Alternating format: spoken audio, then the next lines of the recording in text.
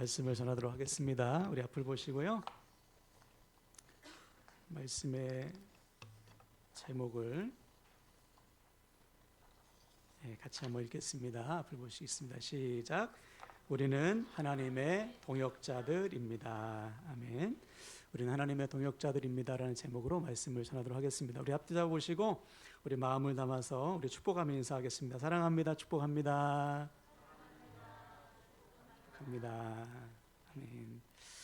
12월 마지막 주일에 동참하신 우리 모든 믿음의 가족들을 축복합니다. 지난 한 해 동안에 우리는 복음으로 사는 교회라는 제목으로 말씀을 나눴죠. 복음이란 예수 그리스도 자체라고 했습니다. 우리를 사랑하셔서 하나님이신 예수님께서 인간의 몸을 입고 이 땅에 오사 나의 죄를 대신하여 죽으시고 부활하신 주님의 그 놀라운 사랑이 복음이고, 이 복음을 믿는 자에게 주어지는 구원과 영생, 하나님의 나라가 복음이라고 했어요. 그래서 우리가 복음으로 산다는 것은 복음이신 주님을 믿는 것인 동시에 복음이신 주님을 전하는 복음의 증인으로 사는 것을 말합니다. 그래서 우리가 지난 한 해 동안 복음서를 통해서 복음이신 주님을 만났고, 또 사도행전을 통해서 복음으로 살았던 사도들의 믿음과 삶을 배웠어요. 바라기는 여러분, 우리 안에 복음에 대한 믿음이 더 확실해지길 축복합니다. 더 나아가 복음으로 살았던 수많은 우리 믿음의 선배들처럼 우리도 복음으로 살아서 일평생 복음의 열매를 맺으시기를 주님의 이름으로 간절히 축원을 드립니다. 자, 오늘은 내년도 우리 교회 비전을 좀 나누려고 해요.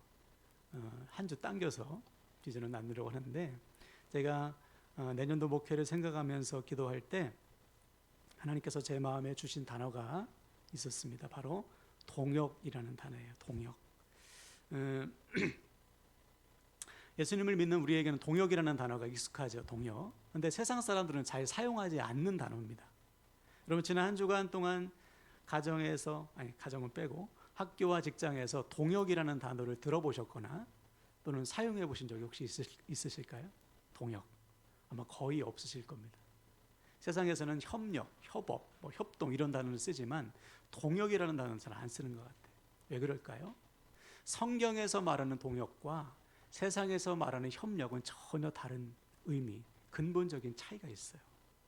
그럼 성경에서 말하는 동역이 뭘까? 우선 동역이라는 것은 한자어죠. 같을 동의 일역자인데 일을 같이 하는 것입니다. 그럼 질문, 우리가 하고 있는 또 해야 되는 같은 일이 뭘까요? 저와 여러분이 동역하는데 무슨 일을 같이 하는 것일까? 오늘 앞을 보고 한번 읽어볼까요? 사무엘상 14장 45절에 답이 나와 있습니다. 읽겠습니다. 시작. 백성이 사울에게 말하되 이스라엘의 이 큰 구원을 이룬 요나단이 죽겠나이까? 결코 그렇지 아니하니이다. 여호와의 살아계심을 두고 맹세하옵나니 그의 머리털 하나도 땅에 떨어지지 아니할 것은 그가 오늘 하나님과 동역하였음이니이다 하여 백성이 요나단을 구원하여 죽지 않게 하니라. 아멘. 한번 따라합시다. 하나님과 동역하였음이니이다. 동역하였음이니이다. 아멘. 바로 이거예요. 성경에서 동역이라는 것은 하나님과 함께 일하는 것입니다. 하나님과 함께 일하는 것. 풀어서 이야기하면 하나님의 일을 하나님과 함께 하는 거예요. 여기에 나의 욕심과 계획과 목표가 들어갈 수 없습니다. 하나님의 일을 하나님과 함께 함에 있어서 나는 없는 것이죠. 여기에 만약 나의 욕심이 들어가거나 나의 계산이 들어간다면 그 순간부터 동역이 안 되는 거예요. 실제로 방금 전에 우리가 읽은 이 사무엘상 상황을 보면 사울왕과 요나단이 등장해요. 전쟁이 일어났습니다. 이스라엘과 블레셋의 전쟁이 일어났는데 이스라엘은 전쟁을 치르기 전에 예배를 드려야 돼요. 그런데 예배를 주관하는 사무엘 선지자가 안 오네요. 그래서 사울왕이 그냥 자기가 예배를 드려버려요. 왜냐하면 이 블레셋 군대가 너무 많이 와가지고 이스라엘 백성들이 겁을 먹고 막 타령을 하거든요. 그래서 안 되겠다 싶어가지고 계산기 두드려봐서 더 이상 못 참아. 그리고서 자기가 예배를 해치워버린 것이죠. 자, 그러므로 지금 사울왕은 하나님과 동역하지 못하고 있는 거예요. 왜 그렇죠? 하나님께서 나를 동역자로 세우셨다면 나와 동역하시는 하나님을 믿고 기다려야지. 하나님께서 기다리라고 하신 이유가 있겠지. 사무엘 선지자가 일주일 만에 온다고 했는데 지금 일주일 다 됐는데 아직도 안 오는 이유가 있겠지. 그러면서 하나님을 기다려야 돼요. 그런데 기다리지 못하고 하나님을 앞서서 불순종한 것입니다. 바로 이런 것이죠. 하나님과 동역하는 사람들은 하나님께 모든 것을 맡기게 되어 있어요. 주도하는 분이 하나님이시기 때문에. 그런데 하나님을 앞서고 하나님께 삶을 맡기지 못한 사람은 하나님과 동역하지 못하고 있는 것이죠. 반면에 그의 아들 요나단은 죽음을 무릅쓰고 블레셋 한복판으로 들어갑니다. 적진 한복판으로. 백성들이 싸울 준비도 하지 않고 벌벌벌 떨고 있으니까 안 되겠다 싶어가지고 요나단이 자기 무기를 드는 한 사람, 딱 두 사람이 블레셋 적진 한복판으로 들어가서 막 칼로 블레셋 사람들을 치는 거예요. 왜 그랬을까요? 큰 공을 세워가지고 내가 아버지 뒤를 이어야지 그랬을까요? 아니에요. 요나단이 블레셋 한복판으로 들어간 이유가 있습니다. 우리 사무엘상 14장 6절을 볼까요? 요가 빠졌네요. 죄송해요. 요를 붙여서 한번 읽습니다. 시작. 요나단이 자기의 무기를 든 소년에게 이르되 우리가 이 할례 받지 않은 자들에게로 건너가자. 여호와께서 우리를 위하여 일하실까 하노라. 여호와의 구원은 사람이 많고 적음에 달리지 아니하였음이니라. 아멘. 그렇죠. 하나님의 구원은 사람의 많고 적음에 있지 않다. 이 사실을 알려주기 위해서, 다시 말해 전쟁은 하나님께 속해 있음을 보여주기 위해서, 하나님의 영광을 위해서 지금 요나단이 가는 거예요. 나와 함께 하실 하나님을 믿고. 이 요나단과 하나님이 함께 하신 것입니다. 그랬더니 막 겁을 먹은 블레셋 군사가요, 서로 막 자기를 치기 시작해요. 다시 말해 요나단이 적진을 향해 달려간 것은 오직 하나님의 영광을 위해서. 그랬더니 하나님께서 요나단을 통해서 함께 역사하신 거예요. 자, 여기서 보십시오. 요나단에게는 자기의 계산과 욕심이 없어요. 여기에는 이 전쟁을 통해서 나에게 들어올 유익을 따지지 않습니다. 오직 무엇을 바라보고 있습니까? 하나님의 영광을 바라보고 있는 것이죠. 이것이 하나님의 동역자예요. 이런 사람을 하나님이 들어 쓰신다. 지금도 마찬가지예요. 하나님께서 사용하시는 사람, 동역자의 기준은 세상과 좀 달라요. 세상은 우리의 실력과 경험과 배경을 보지만 하나님은 우리의 마음의 중심을 본다. 내 마음의 중심이 나를 향하고 있는가, 하나님의 영광을 향하고 있는가, 그 사람을 들어 쓰시는 거예요. 여러분, 우리 역시 요나단처럼 오직 하나님의 영광을 위해 살아감으로 하나님의 동역자로 쓰임 받으시기를 주님의 이름으로 축원을 드립니다. 아멘. 자, 그런데 이때 사울왕이 엉뚱한 명령을 내립니다. 전세가 역전됐거든요. 보니까 막 블레셋 군사들이 막 서로 자기를 치고 그래요. 그래서 야, 밥 먹지 마. 금식령을 내립니다. 밥 먹는 시간도 아까우니까 야, 가서 밥 먹지 말고 그 시간도 아껴서 싸우자. 그래서 백성들이 배고픈 배를 안고 가서 막 싸우는 거예요. 그런데 이때 이미 블레셋 진영에 있던 요나단은 이 금식령을 몰라요. 그래서 보니까 들에 꿀이 이렇게 있어요. 뭐 석청이든지 뭐든지 있겠죠. 그래서 꿀을 딱 찍어 먹으니까 너무 좋아. 그런데 이 일로 인해서 죽을 위기에 처해집니다. 왜냐하면 그날 전쟁을 마친 사울왕이 하나님께 예배드려요. 하나님, 저 남아있는 블레셋 군대를 어떻게 할까요? 쫓아가서 칠까요? 아니면 그만둘까요? 근데 하나님이 가타부타 말씀을 안 하셔요. 분명히 뭔가 문제가 있다. 그래서 막 제비를 뽑습니다. 누구에게 문제가 있나? 그러다가 뽑힌 사람이 요나단입니다. 알고 봤더니 요나단이 이 금식령을 어긴 거예요. 그래서 안 되겠다, 너 내 명령을 어겼으니 죽어야 되겠다. 자기 아들을 그렇게 죽이려고 할 때 이제 백성들이 말린 것이죠. 안 됩니다. 우리는 오늘 그가 하나님과 동역함을 보았습니다. 그는 하나님과 동역했습니다. 그렇게 선포하게 된 것이죠. 즉 백성들은 하나님이 요나단을 자신의 동역자로 쓰는 것을 본 거예요. 여러분, 여기서 우리는 아주 중요한 사실을 확인할 수 있죠. 하나님과 동역하는 자, 즉 하나님의 일을 하나님과 함께 행하는 자는 주변 사람들이 알아봅니다. 그냥 말로만 나는 하나님의 동역자야, 동역자가 그게 아니고 요나단처럼 요나단이 오늘 하나님과 동역했습니다. 하나님이 그와 함께 하셨습니다. 이렇게 사람들이 알아본다고요. 알아봐요. 예를 들어서 여러분 요셉도 보십시오. 요셉이 노예로 팔려갔지 않습니까? 그런데 사람들이 요셉과 함께 하신 하나님을 봤잖아요. 요셉을 형통하게 하시는, 그가 하는 모든 일마다 하나님이 도우시는 것을 사람들이 봤어요. 우리도 마찬가지. 여러분, 우리가 하나님과 동역할 때 하나님은 우리를 통해서 하나님 자신을 드러내십니다. 할렐루야. 예.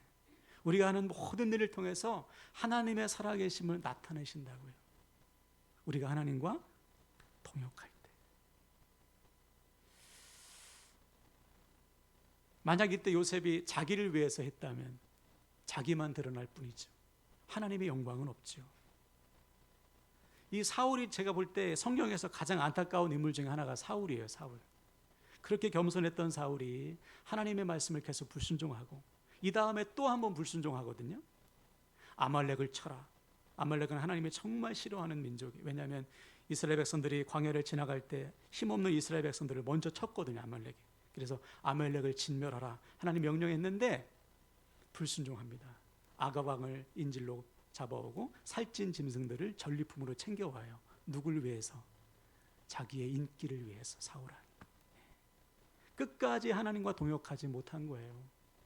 결국 하나님을 버린 사울왕을 하나님이 버리십니다. 나중에는 전쟁터에서 비참하게 죽잖아요. 그러므로 사랑하는 여러분, 기억하십시오. 이 땅에는 두 종류의 사람이 있어요. 하나님과 동역하는 사람, 하나님의 일을 하나님을 위해서 하는 사람과 자기를 위해서 하는 사람. 중간은 없어요. 하나님을 위해서 하나님과 동역하기도 하고 자기를 위해서 살기도 하는 것은 없습니다.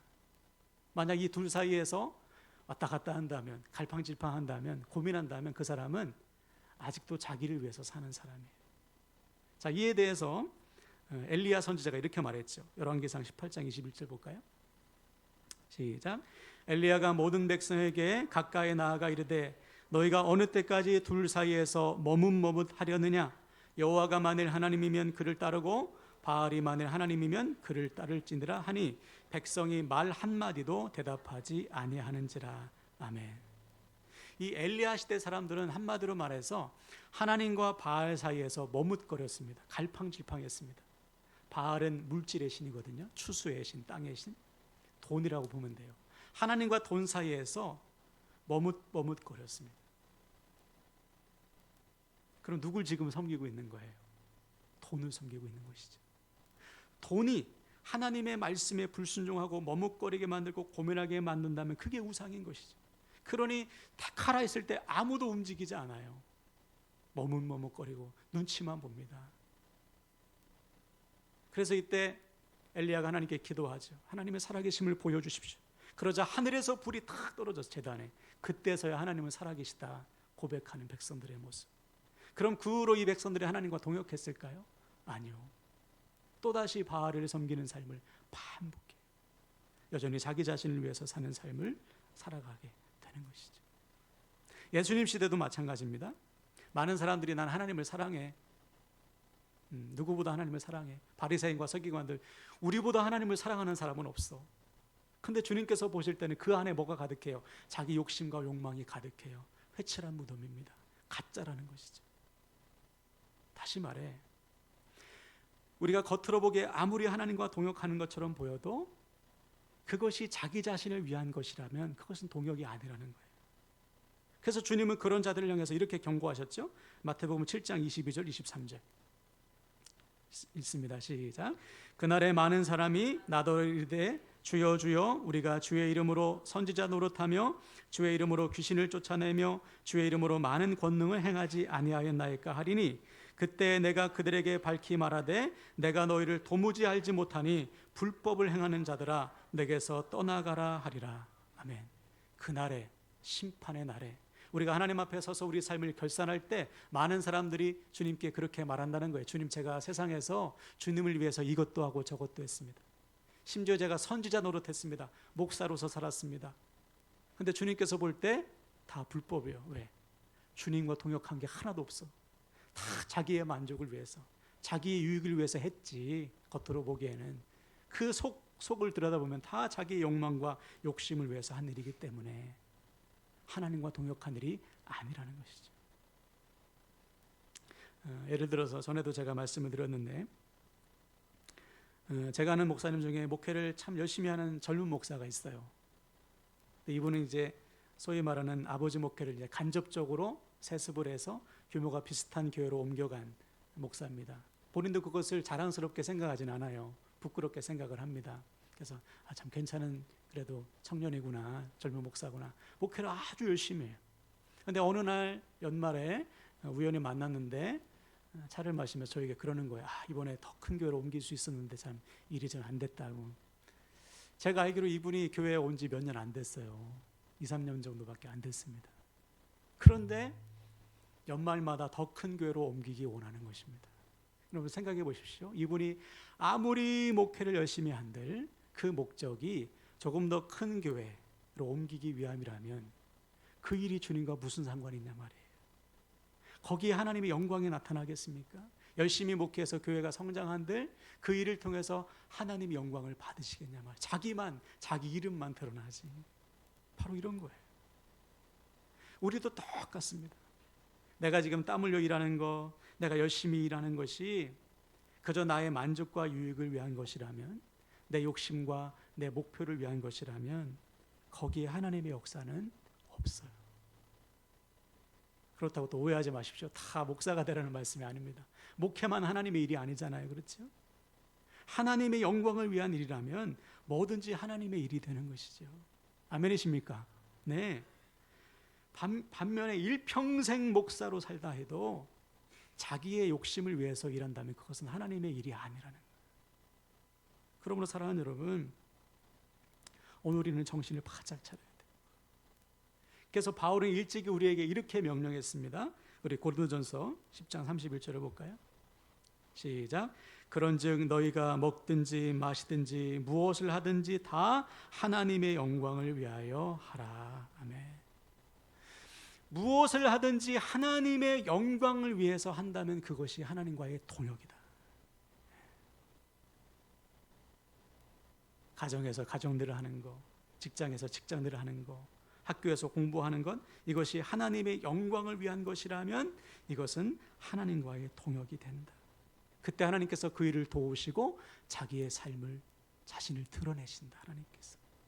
그래서 우리 주님도 약속하셨잖아요. 먼저 그의 나라와 의를 구하면 이 모든 것을 더하신다. 하나님의 일을 위해서, 하나님의 영광을 위해서 일할 때 하나님이 도와주신다. 그러므로 사랑하는 여러분, 오늘 말씀을 통해서 우리가 우리의 삶을 돌아보고 또 내년을 좀 계획했으면 좋겠습니다. 나는 지금 하나님과 동역하는 삶을 살고 있나? 지금 내가 하는 일이 목적이 하나님의 영광을 위한 것인가? 그렇다면 그 일에 반드시 하나님의 살아계심이 드러나실 것입니다. 요셉처럼 고난 중에도 하나님의 살아계심을 드러낼 것이고, 다니엘처럼 사자굴에 던져져도 마침내 그 고난은 하나님의 영광으로 바뀔 거예요. 반면에 아무리 열심히 살아도, 심지어 일평생 목회를 해도 그 목적이 하나님의 영광이 아니라면 오히려 하나님의 영광을 가리우게 될 것입니다. 근데 문제는 뭐냐? 많은 그리스도인들이 내가 하나님의 동역자로 부름받았다는 의식이 조금 약해요. 내가 하나님의 동역자지. 이 정체성을 가지고 살아가는 성도들이 많지 않습니다. 동역자는 목사님이나 장로님쯤 돼야 동역자지, 저는 동역자가 아니에요. 이렇게 생각하는 분들이 간혹 있을 수 있습니다. 물론 겸손의 표현이겠지만 그렇지 않아요. 하나님은 여러분 모두를 하나님의 동역자로 부르셨습니다. 이 의식이 있어야 돼요. 이 부르심에 대한 확신이 있어야 됩니다. 그래서 주님은 우리를 가리켜 너는 나를 대신하는 나의 몸이야 라고 선포하시잖아요. 즉 우리는 머리 대신 주님을 대신하여 일하는 주님의 몸인 거예요. 한번 따라할까요? 주님을 대신하는 사람들. 그게 우리입니다. 그게 교회인 거예요. 그래서 우리는 이 땅을 그냥 사는 것이 아니고 주님의 몸으로서 사는 것이죠. 주님을 대신하는 삶, 하나님과 동역하는 삶을 사는 것, 얼마나 영광스러워요. 그래서 믿음이 강한 자나 약한 자나 오래 믿은 자나 새신 자나 누구도 할 것 없이 하나님의 동역자로 부름받았다는 사실을 믿으시기 바랍니다. 그래서 바울은 오늘 본문을 통해 우리에게 이렇게 외치고 있는 거예요. 우리는 하나님의 동역자들이요, 너희는 하나님의 밭이요 하나님의 집이라. 여기서 너희는 교회입니다. 교회는 목사의 밭이나 목사의 집이 아니요 하나님의 밭이요 하나님의 집이다. 우리 모두가 하나님의 동역자요 하나님의 교회다. 더 나아가 하나님 안에서 함께 동역하는 동역자들이다. 그러니까 지금 우리가 드리고 있는 예배도 보십시오. 여러분, 저 혼자 할 수 없잖아요. 그렇죠?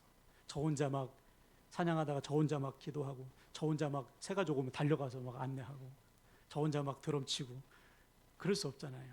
다 각자 자기 분량에 맞는, 그죠? 일에 동참해서 함께 예배를 세워나가는 거 아닙니까? 교회를 세워나가는 것도 마찬가지예요. 몇 사람의 헌신으로 되는 게 아닙니다. 우리 모두의 기도와 사랑과 헌신과 눈물을 통해서 이 교회가 같이 세워져 가는 거라고. 그래서 여러분 한 사람 한 사람이 얼마나 귀한지 몰라요. 근데 어떤 분들은 또 그러죠. 우리 교회는 괜찮은 사람들만 모였습니다. 아, 여러분, 교회 안에 괜찮은 사람 안 괜찮은 사람이 어디 있어요? 사회적으로 좀 지위가 있고 좀 배운 사람이면 괜찮은 사람일까요? 여러분, 괜찮은 사람들끼리 모이면 교회가 괜찮은 교회가 됩니까? 천만의 말씀. 오히려 스스로 괜찮다고 하는 사람들이 모이면 문제가 생겨요.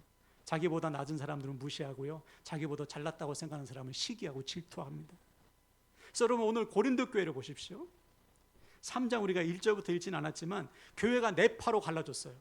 나는 바울파, 담임 목사파, 나는 아볼로파, 부목사파, 나는 베드로파, 나는 유대인이니까 베드로파, 나는 그리스도파, 다 싫어, 나는 그리스도파예요. 동역이 한데 동역이 다 갈라졌어요. 자기의 유익과 만족을 위해서 일하다 보니까 교회가 문제가 생긴 것이죠. 반면에 하나님의 영광이라는 목적을 위해서 동역한다면 무슨 문제가 생기겠어요? 제가 늘 자랑스럽게 말씀드리는 게 있잖아요. 지금까지 우리 교회가 지내오면서 단 한 번도 다툼으로 인해서 분열된 적이 없다, 갈라진 적이 없다. 왜 그럴까요? 다들 인격적으로 훌륭해서 그럴까요? 그것도 맞는 것 같아요. 제가 우리 성도님들 한 분 한 분을 보면 다 저보다 인격적으로 훌륭하셔요. 그 훌륭한 분이 덮어주는 것이죠. 그런데 그거보다 더 근본적인 이유는 뭐냐? 하나님의 영광을 위해서 동역하고 있기 때문입니다. 하나님의 영광을 위해서 서로를 참아주고 기다려주고 용서해주고 덮어주면서 같이 세워져 가고 있는 거라고요. 같은 방향을 바라보니까 서로의 단점이 잘 안 보여요. 보여도 덮어주게 되는 것이죠. 동역이 바로 이것입니다. 그리고 여러분 생각해 보세요. 내가 하나님의 동역자다. 얼마나 영광스러운 일이에요. 나 같은 죄인을 하나님이 동역자로 부르셨구나. 여러분, 솔직히 하나님의 역사에서 우리는 별 필요가 없어요. 그렇죠? 하나님이 다 하시는 걸요. 뭐 그냥 태초에 천지를 창조하실 때처럼 하나님이 그냥 말씀으로 다 하시면 돼요. 근데 왜 굳이 하나님은 우리를 창조하시고 우리를 하나님의 동역자로 부르실까요? 중요한 포인트입니다. 우리도 하나님의 영광을 같이 누리게 하고 싶으신 거예요. 자녀된 우리에게 하나님과 동역하는 기쁨을 주시기 위함입니다. 자, 그래서 바울은 이렇게 고백해. 데살로니가전서 2장 12절 읽겠습니다. 시작. 이는 너희를 부르사 자기 나라와 영광에 이르게 하시는 하나님께 합당히 행하게 하려 하심이라. 아멘. 우리처럼 나약하고 연약한 자를 동역자로 부르신 목적은 자녀된 우리가 하나님의 나라와 영광을 같이 누리게 하시기 위해, 이를 위해서 하나님은 우리를 길이 참으시고 다듬어 가시면서 하나님의 동역자로 만들어 가신다는 사실을 믿으시기 바랍니다. 그럼 사랑하는 여러분, 이 시간 말씀을 마치는데요, 이 시간 결단할 때 우리가 일평생 하나님의 동역자로 쓰임받기를 축복합니다. 특별히 2026년에는 우리 모두가 하나님의 동역자로 든든히 세워지길 바랍니다. 어떻게 할까요? 무엇을 하든지 하나님의 영광을 위해서 하시면 돼요. 하나님의 영광이라면 기꺼이 고난도 감수하고, 하나님의 영광을 위해서라면 서로 감싸주고 참아주고 용서하고 덮어주면서 같이 동역하는 거예요. 그때 우리는 우리를 통해서 일하시는 하나님을 보게 될 것입니다. 우리 주변의 사람들이 너는 하나님의 동역자구나, 하나님 너와 함께 하시는구나, 우리 주변 사람이 알아보게 될 것입니다. 그래서 일평생 우리를 통해 일하시는 하나님의 영광을 같이 누리는 동역자들이 되시기를 주님의 이름으로 간절히 축원을 드립니다.